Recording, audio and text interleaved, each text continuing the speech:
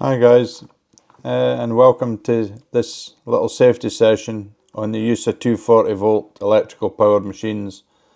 This includes the high pressure water, mini jet units, and the session is based on RAMS document DR47, which is on your check safe documents, and it forms part of our essential training at Metro Rod.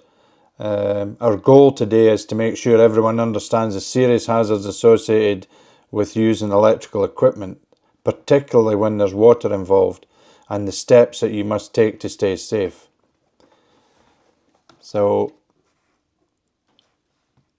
going into the section 1 of the toolbox talk, electricity and water don't mix. Even a small mistake, like operating the mini jet in a damp or flooded area, can lead to electric shock, serious injury, or even fatality. We've seen incidents across the industry where operatives were injured because they ignored these rules. That's why we need to be clear. 240 volt machines are never to be used in wet or flooded conditions. If you remember nothing else from this session, then remember that. Section 2, it's about knowing your equipment. So let's talk about the equipment itself. A 240 volt mini jet unit includes a plug, power cable, RCD device, control panel, motor. It's got hoses, it's got valves, it's possibly got a trigger gun. So before every use, inspect all the cables, plugs for signs of wear or damage. Test that the residual current device or RCD is fitted and working properly. Confirm that the equipment has been pat tested and is in date, and check that hoses and connectors are free from cracks or leaks. If there's any doubt at all, stop and report it. Never use damaged or uncertified tools.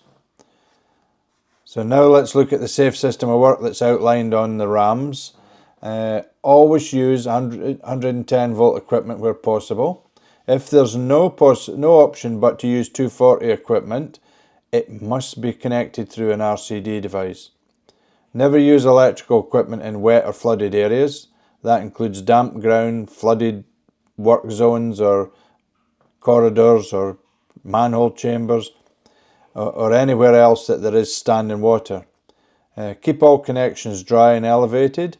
So route cables so they don't cross puddles or through corridors or get trapped under vehicles or tools. Point 4 would be environmental checks are essential.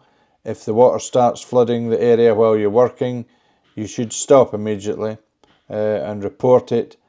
Never try to continue or just finish the job.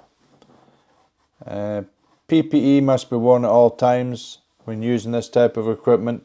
That includes gloves, eye protection, high visibility clothing, safety boots, probably your helmet and visor, and hearing protection. Secure the work area. Use barriers, cones and safety signage to prevent anyone else from entering the risk zone. And finally, before starting, agree communication signals with your team or work colleague.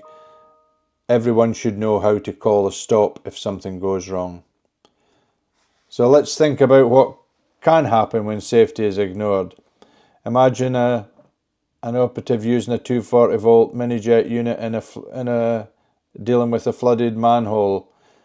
They step into the water to adjust the hose, unaware that the machine cable has a small split. The live current travels through the water, and the result is an electric shock that could stop their heart instantly. That's why the RAMS make this point absolutely clear. Contact with water or wet surfaces is prohibited. So if it's wet, it's not safe. That's a full stop. Even minor water ingress, like a damp cable or light rain on a connection, can be enough to cause electrocution. If an electric fault or accident happens, you should stop the power supply immediately if it's safe to do so. Raise the alarm and call for help.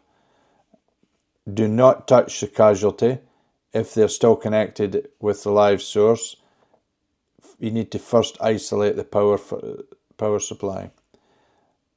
Contact your supervisor and report the incident through the proper channels. Remember, quick actions can save lives, but never put yourself at risk. So let's review the key points. So point 1 is use 110 volt tools where possible. Point 2 would be if 240 volt equipment must be used, ensure it's RCD protected. Point 3, never operate in wet or flooded areas. 4, always inspect your cables, plugs and connections before use. And 5, report faults immediately. Do not attempt to fix them yourself. And point 6, keep your work area clean, dry and barriered off. And remember, if it's wet, stop work immediately. So that really completes this Toolbox talk. So thanks for taking part in the safety session. Working safely is about looking out for yourself and your teammates. Every job, every site, every day, take the time to check your equipment, assess your environment, and remember, electricity and water never mix. Stay alert, stay safe, and always follow the RAMS. Thank you.